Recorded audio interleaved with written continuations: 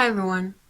Today I want to talk about the topic of words, more specifically living words, as how it is opened up and shared within the School of Ultimate Living, where we specifically focus on how to use words as a tool to empower and support yourself in your everyday life, and sharing how much we take words for granted. Um, and how in parenting, for me, the word process opened up quite nicely. Um, what I noticed as my own son, Caesar, who's now 4, when he first was born, up until now, there was this quite nice progression of words that would open up within our journey. Um, the first few months, say 0 to 6 months, kind of where they need you for everything and they're just starting to be able to sit. What I found there is that a lot of what was going on inside myself was very much internal, because really not much was going on in our physical reality other than I have to feed him and he has to sleep and I have to change his nappy. There's a very few things you keep repeating. Um, and the first thing that opened up for me had a lot to do with connection, vulnerability, allowing myself to be there for my child,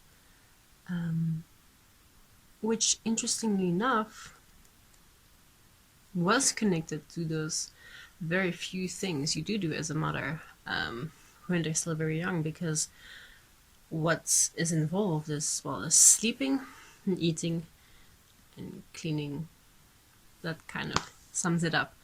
But those are kind of the basic needs everyone has, And in those first few months, you kind of learn about yourself through your child. Okay, who am I in relation to sleep and rest? Who am I in relation to human connection, basic need? Who am I in relation to food? Because if you look at the many discussions on parenting and mother forums, all about, do you sleep train? Do you not sleep train? How do you get your child go to sleep? Should there be bedtime? Should there be schedule? Do you just feed your baby when he's hungry, feeding on demand, or do you stick to a schedule? Do you lay your baby in a crib, or do you sleep with your baby? And it's like all these points actually, as a mother, and you start looking at these things, they actually have to look at your own relationship with your own basic needs. Who are you in relation to rest? Who are you in relationship to food? Who are you in relation to intimacy and connection? Because if you're say someone who's very cold and you find human and social interaction frivolous, and you are more inclined to focus on, say, productivity and more structural things, then this is also going to reflect in your relationship with your baby. For instance, you'll be more inclined to, say, let your baby cry it out, or putting them on a schedule, things like that. And I'm not saying there is a right or wrong way to do things, because every baby is different. There's babies who's going to be fine eating on a schedule. There's also babies who's not going to be fine.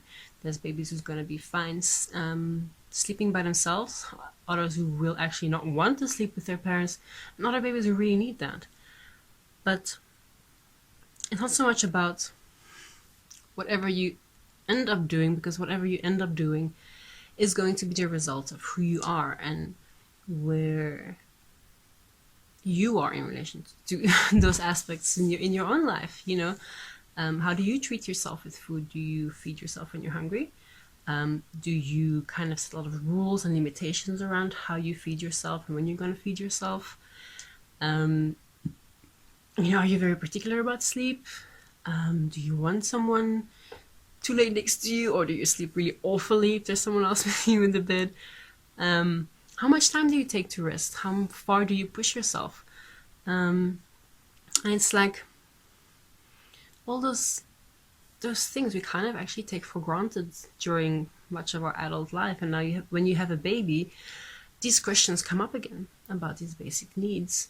And I found that actually so awesome in having Caesar, because it's like as watching him grow and the questions that come up inside myself, I get to rewalk my own childhood with him. And if my parents taught me or patterned me in a way that I don't like, well, now's the time for me to reflect upon that and change it, because I'm literally being able to walk it with him from the beginning. Yeah. And then I would say around 6 months, Caesar was able to move around more, do more things. And so as his physical capabilities started expanding, there was also more words in his world. Say now it's not just sleeping, eating, getting cleaned up, spending time together. Now it's also exploring, crawling. Where are you going to allow your baby to crawl? If there is a step, are you going to prevent your child from crawling that way? It's like, it seems like a very silly thing to look at. Like, who am I going to be when my child is crawling? Like, it's such a difficult question. But if you look at it, it really reveals quite a bit about yourself, because even though we already know how to walk and we've been through the crawling, or maybe you never crawled, we still get into phases of exploration. And say, when we venture out into the world, into our lives, maybe there will be challenges. Who are we when we face challenges? When there is a step, an obstacle, are we going to avoid it at all costs? Are we going to just like go for it, even though we haven't actually gotten the skill, and then tumble and fall rather hard? Or are we just going to go slowly with it, kind of feel the waters first, see how it goes? And all of these little things come back in your parenting. Like, for instance, with me, my first reaction with Caesar and fighting new things was just like fear and avoidance and don't go there, which is very much how I am, was in a lot of ways in my life. I had extreme fear about trying new things and possibly doing the wrong thing and possibly getting hurt. And this was also reflecting how I experienced myself towards my son. And for instance, also I remember when he started crawling, we have in our room you have a step by a door, and if you go over the step you get to be in the kitchen area, and then there's another step a bit further, and if he gets over that step he'll be able to go into the lounge area. And I know for him it had been very frustrating to not to be able to do much in his short life in terms of going places. But for me it was kind of convenient, because I could still get to a lot of things, work on my computer. He was not going to be going anywhere. I can just put him down, and if he's happy, I know he's good, he's staying there. But now he starts crawling and he's getting to that step. Then now I'm faced with the question of, okay, he's obviously interested in this step. Am I now going to take him away from the step and put him back where he was, so that I can keep this comfort zone of convenience of knowing I'm going to get things done? Or am I going to show him how to get down this step and actually empower him and walk this with him in terms of how he can expand and move in his world? And then obviously I took the empowering choice, because I know how awful it feels if I wouldn't. It would just be nagging at me all the time. So I would have done it in the end anyway, so I might as well just do it. So I did that, and then I showed him also how he can get from the kitchen to the lounge, and suddenly, it's like he has access to several rooms at once. Which obviously meant now I have to be more aware of him. I can't just work away on the computer. And it's like little things like that kind of reveal to yourself also, like, where are your priorities?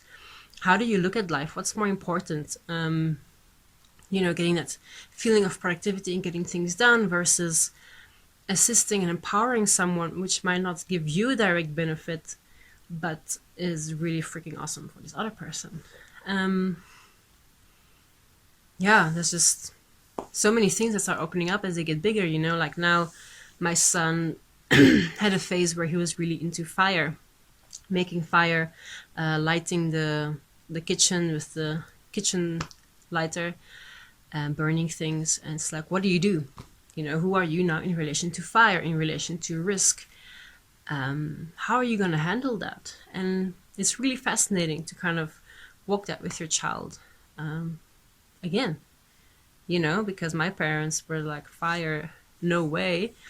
Now we showed Caesar how to work with fire, always made sure he was in a safe place, letting him get burnt, not like massively, but like he can feel the heat and it's very painful and uncomfortable if he wants to, so that he knows it's not just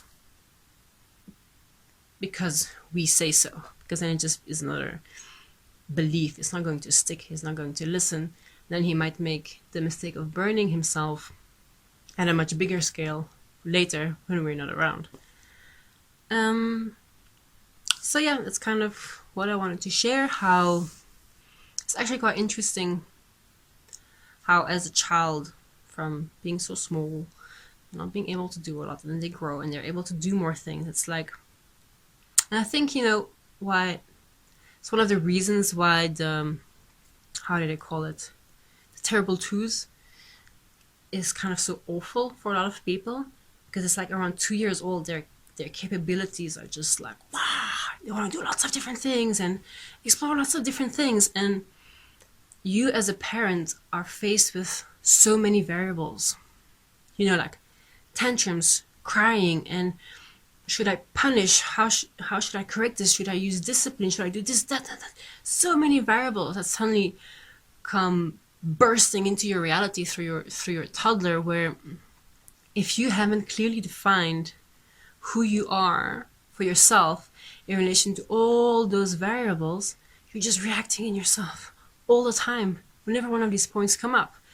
And that's really exhausting, to like react inside yourself the whole time and kind of not knowing what to do and not really knowing if you're doing the right thing or the wrong thing, because you're just kind of going on what you feel, which is not really what you feel, but what other people made you feel as a child. So if you feel like there's a lot of that going on in your life, there's a lot of conflict about lots of different things, kind of sit down with yourself and make a list of what are all the aspects in my life currently as words. For instance, eating, drinking, tantrum, conflict, crying, and kind of lay out for yourself, okay, who am I in relation to crying? Like, is crying bad? Is it something that needs to be shushed immediately? Or are there lots of different types of crying? You kind of start exploring what all these things mean to you, so that you can establish for yourself who you are in relation to all those points, so that you giving yourself direction within this, you're equally giving your child, your toddler, a direction in their life in terms of how to effectively move with all these different manifestations, expressions, forms in their world. Okay, so that's about what I wanted to share. Thank you for watching. Bye-bye.